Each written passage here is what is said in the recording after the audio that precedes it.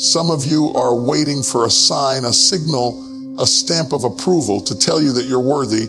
But I came to tell you tonight that the only signature you need is your own. If you don't believe in yourself, the world will auction off your potential to the lowest bidder. The theme is simple, but it is not easy. You have to believe in yourself. Self-belief is self-built. Nobody can hand it to you. Nobody can inject it into you. Nobody can manufacture it for you. Self-belief is not a gift you unwrap. It's a muscle you develop. It is built in the dark when nobody claps. It is forged in the fire when nobody understands. And if you don't build it yourself, life will build doubt in its place. You see, the world responds to the energy you carry. When you walk in unsure, people hesitate. When you walk in convinced, doors start to reconsider. So today, we are not waiting for validation. We are constructing conviction. Stop borrowing confidence.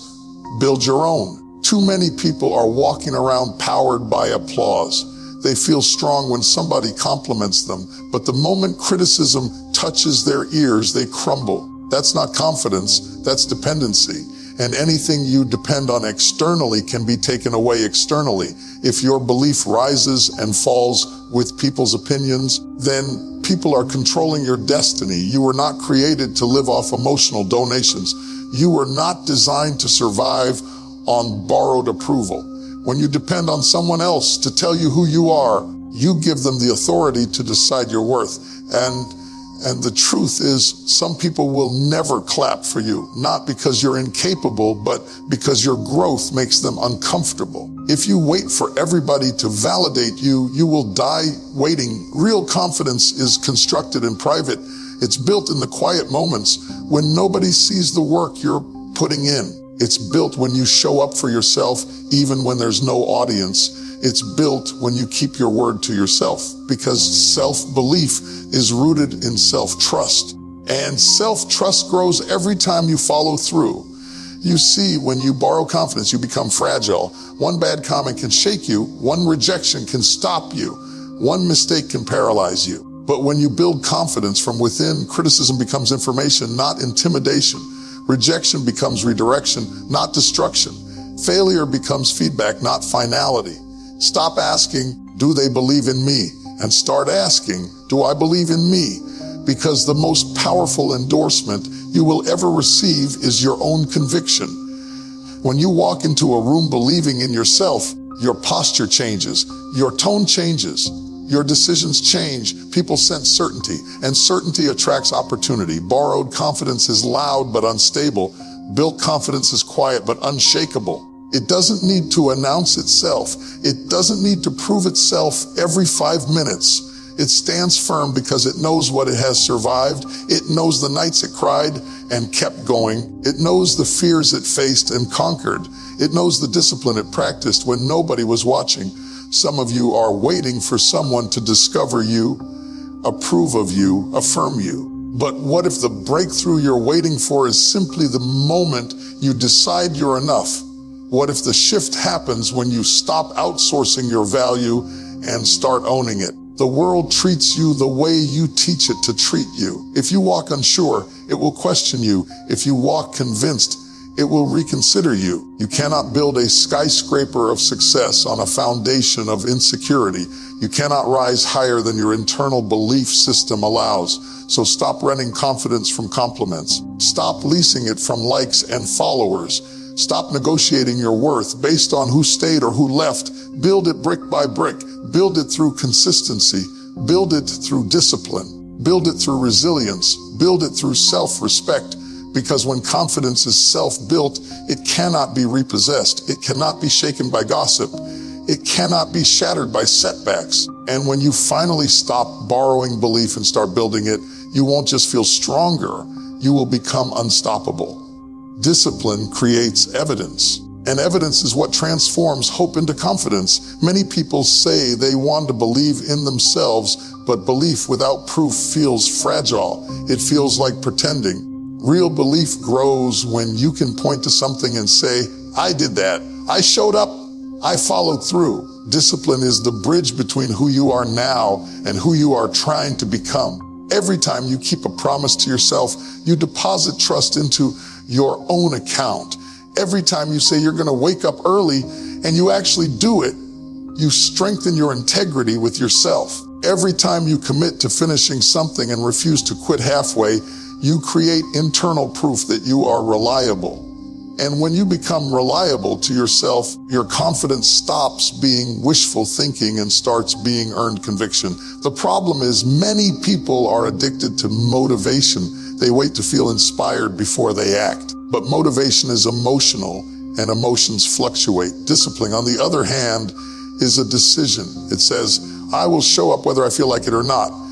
It says, my commitment is stronger than my mood. And when your commitment becomes stronger than your excuses, your identity begins to shift. Confidence is not built in grand moments of victory. It's built in ordinary moments of consistency. It's built when you study while others scroll. It's built when you practice while others procrastinate.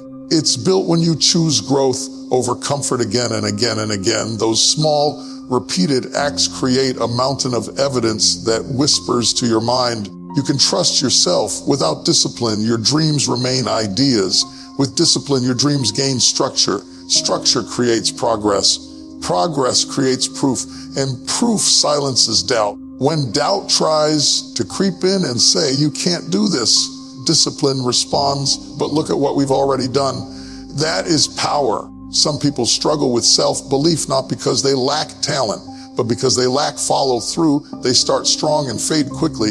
They commit loudly and quit quietly. Over time, that pattern erodes self-trust. If you repeatedly break promises to yourself, your subconscious stops taking you seriously. But when you become consistent, when you become disciplined, you rebuild that trust one action at a time. Discipline is not glamorous. It is repetitive. It is sometimes boring. It is often uncomfortable, but it is transformative. It trains your mind to prioritize long-term purpose over short-term pleasure. It conditions you to endure discomfort without collapsing, and endurance strengthens belief. Because when you survive what was hard, you begin to see yourself as capable. You don't wake up one day magically confident. You wake up one day with so much evidence behind you that doubt no longer has a strong argument. You've practiced too much. You've prepared too much. You've persisted too much. Discipline has stacked so many small wins in your favor that your belief becomes logical. And when your belief becomes logical, it becomes stable. It's no longer built on hype. It's built on history, your own history.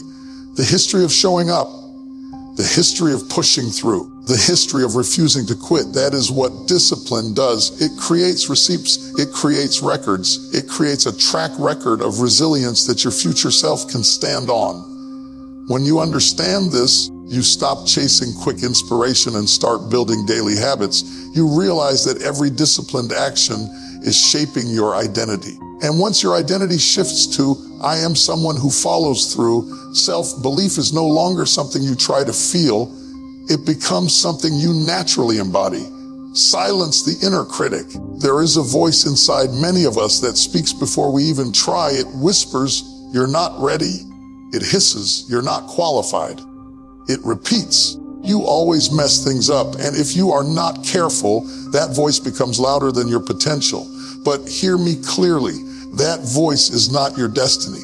It is not divine revelation. It is accumulated doubt. It is fear dressed up as logic. The inner critic is often born from past pain, a failure that embarrassed you, a rejection that wounded you, a comment that cut deeper than anyone realized. Over time, those moments form a narrative, and the narrative becomes a script, and the script starts playing automatically whenever you approach something bigger than your comfort zone. Before you even step forward, the critic steps in. But just because a thought appears does not mean it is true. Thoughts are suggestions, not commandments. If you never challenge them, they grow roots. If you never question them, they shape your identity, and slowly, without realizing it, you begin living beneath your capability because you accepted a lie as truth. You must learn to interrupt that voice, not with denial, but with awareness. When it says, you can't, pause and ask, says who? When it says, you'll fail, respond with, maybe, but I'll learn. When it says, you're not enough, counter with, I am growing. This is not positive thinking for the sake of comfort. This is mental discipline for the sake of freedom.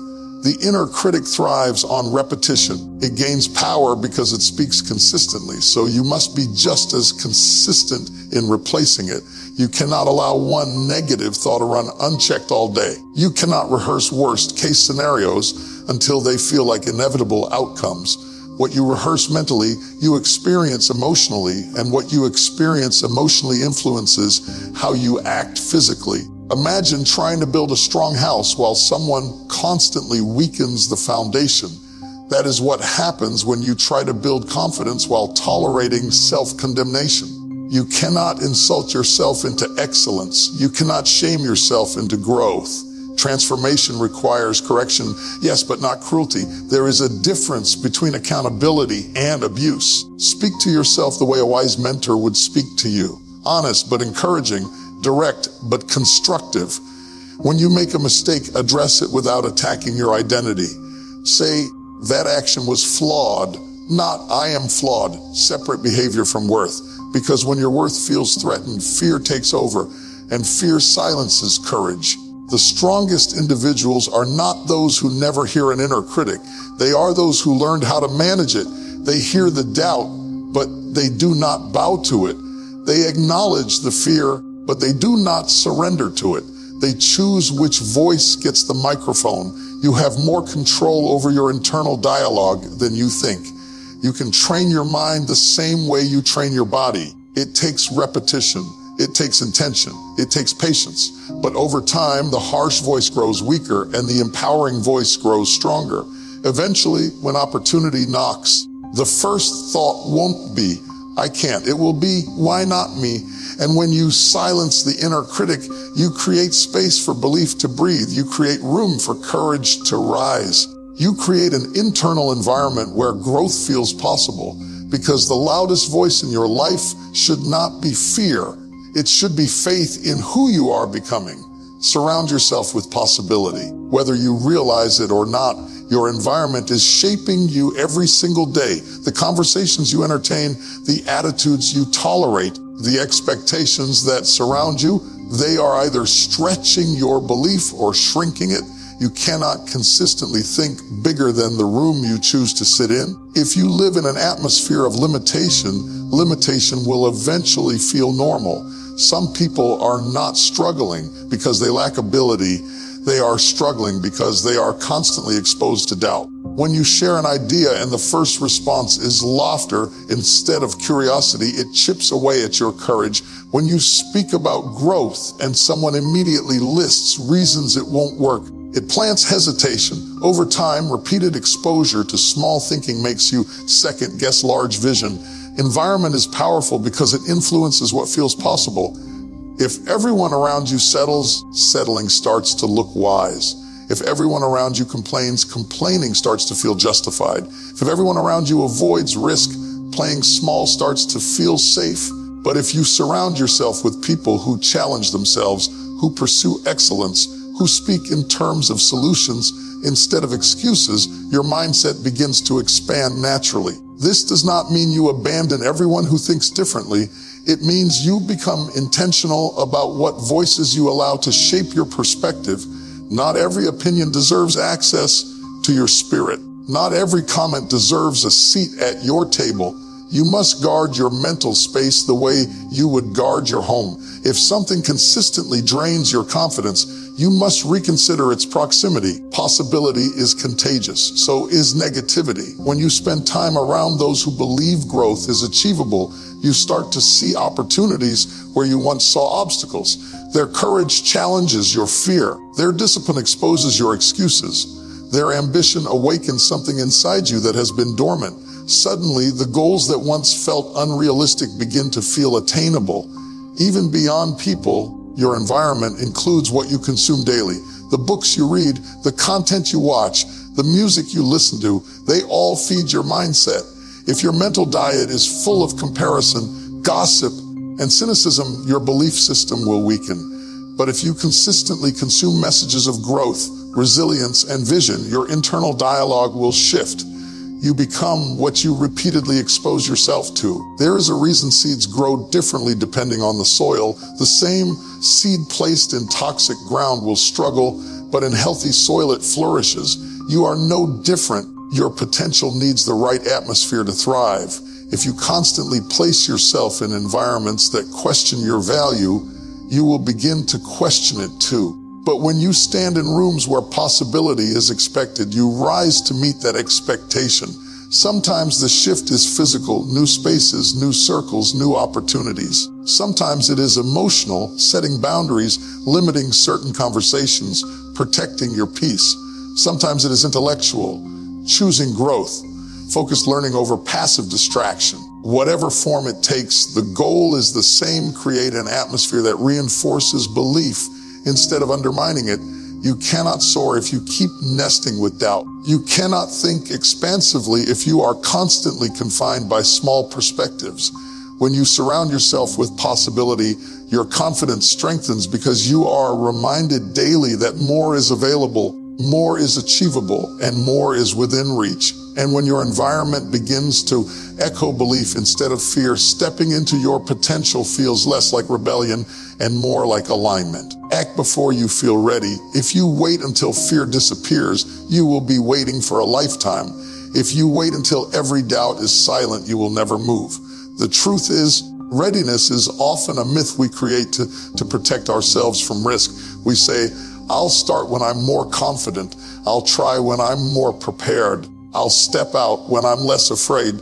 But confidence is not the prerequisite for action. It is the result of action. Growth lives on the other side of discomfort. And discomfort does not feel like readiness. It feels like stretch, and it feels awkward. It feels uncertain. It feels vulnerable. But that tension is not a sign to retreat. It is a sign that you are expanding. Muscles do not grow in comfort. They grow under resistance. Neither does courage. Many people believe that bold individuals are fearless. They are not. They simply decided that progress was more important than comfort. They chose to move while their hands were shaking. They chose to speak while their voice trembled. They chose to step forward while their mind was filled with what if. And every time they acted despite fear, they rewired their identity. They stopped seeing themselves as fragile and started seeing themselves as capable. When you act before you feel ready, you send a powerful message to your subconscious. I can handle this. Even if the outcome isn't perfect, the act itself strengthens you because belief grows through experience. You cannot think your way into courage. You must behave your way into it. Each action becomes proof.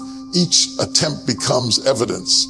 Each step becomes a declaration that fear does not get the final word. Perfectionism is often fear in disguise. It tells you to wait until everything is flawless, but beneath that is the anxiety of being judged. Yet no masterpiece begins perfect. No expert begins polished. Everyone you admire once stood where you stand, uncertain, inexperienced, and unsure. The only difference is they moved anyway. Action clarifies what overthinking complicates. When you hesitate too long, your mind multiplies scenarios. It imagines failure in vivid detail. It exaggerates risk. But once you take a step, reality replaces imagination. You gather feedback, you learn, you adjust. Movement creates momentum, and momentum quiets doubt. There will never be a moment when you feel completely prepared for every opportunity that stretches you. The promotion will feel intimidating. The new venture will feel risky. The public step will feel exposing. But the very opportunities that scare you are often the ones that shape you. If you avoid them because you feel unready, you deny yourself the growth that would have made you ready. Courage is not the absence of fear. It is the decision that something else matters more. Your dreams must matter more than your hesitation. Your purpose must matter more than your insecurity. When you choose action in the presence of uncertainty, you redefine yourself. You begin to see that fear is not a wall. It is a doorway. The first step may be small. It may feel insignificant, but that small movement breaks the illusion of paralysis. And once you move once, moving again becomes easier. Confidence accumulates with motion. The more you act, the less foreign action feels. Act before you feel ready, and readiness will catch up with you. Step out while your heart races. Speak up while your voice shakes. Try while you are still learning, because the version of you who feels confident, capable, and strong is not waiting for permission, it is waiting for movement. Redefine failure as feedback. Too many people bury their belief at the grave of one mistake. They attempt something, it doesn't work, and they interpret the outcome as a reflection of their worth. But failure is not a verdict on who you are, it is information about what happened. And information, when used wisely, becomes instruction. The problem is not that we fail, it's that we personalize failure. We don't say, that strategy didn't work. We say, I don't work. We don't say, that attempt fell short. We say, I am inadequate. And once failure attaches itself to identity, confidence begins to erode.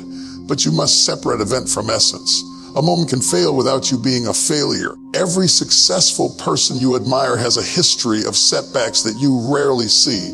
Behind every achievement is a collection of missteps, wrong turns, and lessons learned the hard way. What makes them strong is not that they avoided falling, it's that they refused to stay down. They treated every loss as data. They asked, what can this teach me? Instead of, why does this always happen to me? A failure refines perspective. It exposes weak foundations. It reveals gaps in preparation. It highlights blind spots in strategy. And while that exposure can feel uncomfortable, it is necessary for growth. If you never encounter resistance, you never discover where you need reinforcement. If everything succeeds instantly, you never develop resilience. Resilience is the hidden gift inside failure. The first time you fall, it shocks you. The second time, it stings. But as you rise repeatedly, something changes inside you. You realize you can survive disappointment. You discover you can endure embarrassment. You learn that setbacks are temporary. That awareness strengthens belief far more than easy victories ever could.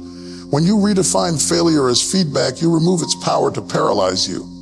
Instead of seeing a closed door as rejection, you see it as redirection. Instead of viewing a mistake as humiliation, you see it as education. The emotional weight shifts. Fear loosens its grip. You become willing to try again because you understand that each attempt is building competence. The only true failure is the refusal to learn. When you stop trying, you stop growing. When you avoid risk to protect your ego, you shrink your potential. But when you accept that falling is part of walking, you free yourself to move boldly. Every stumble becomes a stepping stone. Think about a child learning to walk. They fall repeatedly, yet they do not conclude they are incapable of walking. They adjust. They steady themselves. They try again. Somewhere along the way, as adults, we lose that persistence. We start equating difficulty with impossibility, but growth has always required repetition.